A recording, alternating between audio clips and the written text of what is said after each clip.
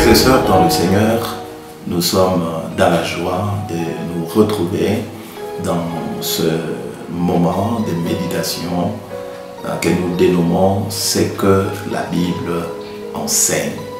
Des moments où nous consultons les Saintes Écritures et nous découvrons ce que le Seigneur nous y enseigne. Et comme vous le savez, dans cette série que nous commençons aujourd'hui, nous voulons parler de la nouvelle naissance. La Bible enseigne la nouvelle naissance. Et quand on parle de la nouvelle naissance, plusieurs questions passent à l'esprit. Pourquoi naître de nouveau? Quand faut-il naître de nouveau? Comment naître de nouveau? Et c'est ce qui fera cette série. Et pour aujourd'hui, nous voulons répondre à cette première question qui est une question incontournable. Pourquoi naître de nouveau? Pourquoi naître de nouveau? Et nous disons, frères et sœurs dans le Seigneur, que naître de nouveau est une chose très importante pour l'homme et pour les chrétiens. Alléluia. Et nous allons vous donner 3 raisons principales qui doivent faire qu'un homme, une femme naissent de nouveau. La première raison, c'est que la nouvelle naissance nous permet de devenir enfants de Dieu. Alléluia. La nouvelle naissance nous permet de devenir enfants de Dieu. Jean chapitre 1, versets 11 à 12, la Bible dit, elle est venue chez les siens, et les siens ne l'ont point reçue.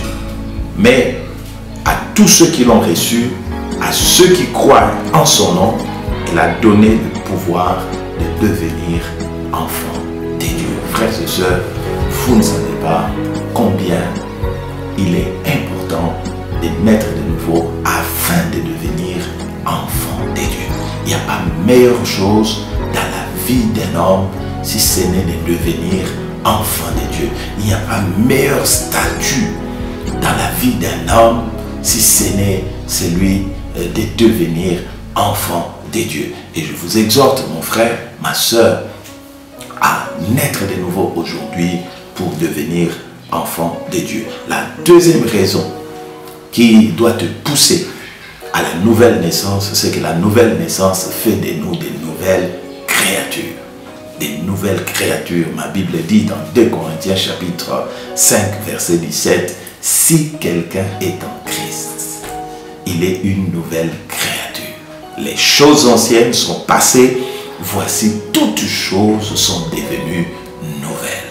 Je ne sais pas si c'est le cas pour vous, mais personnellement, devenir une nouvelle créature, c'était quelque chose que je désirais.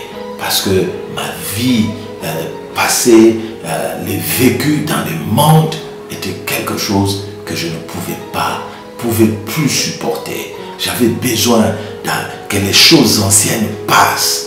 Les choses anciennes, c'est les mensonges, les vols, la corruption, toutes ces choses, les péchés, que ces choses puissent passer et que dans ma vie, toutes choses deviennent nouvelles. Et mon frère, ma soeur, lorsque tu passes par la nouvelle naissance, alors tu deviens une nouvelle créature. La troisième raison que nous voulons évoquer dans cette méditation d'aujourd'hui, c'est que la nouvelle naissance nous épargne des flammes de l'enfer.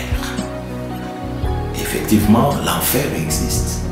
Effectivement, l'enfer, c'est le sort final de tous ceux qui ne sont pas nés de nouveau, tous ceux qui vivent la vie du péché, tous ceux qui sont encore dans les choses de ce monde. Mais ma Bible dit dans Jean 3,16, Dieu a tant aimé le monde qu'il a donné son Fils unique, afin que quiconque croit en lui ne périsse point, mais qu'il ait la vie éternelle. Quand tu nais de nouveau, alors mon frère, tu peux être sûr que tu ne passeras plus par les flammes de l'enfer. Mon frère, ma soeur, voilà notre méditation de ce jour. Pourquoi faut-il naître de nouveau? Il faut naître de nouveau pour enfant de Dieu, il faut naître de nouveau pour devenir une nouvelle créature. Il faut naître de nouveau pour ne plus subir le flamme de l'enfer. Je voudrais t'inviter, mon frère, toi qui me suis maintenant et qui prends la décision de passer par la nouvelle naissance en ce jour, de baisser ta tête et de prier avec moi. Dis après moi, Seigneur Jésus, j'ai entendu ta parole. Je comprends qu'aujourd'hui, je dois passer par la nouvelle naissance. Seigneur, viens dans mon cœur, transforme-moi. Au nom de Jésus-Christ de Nazareth.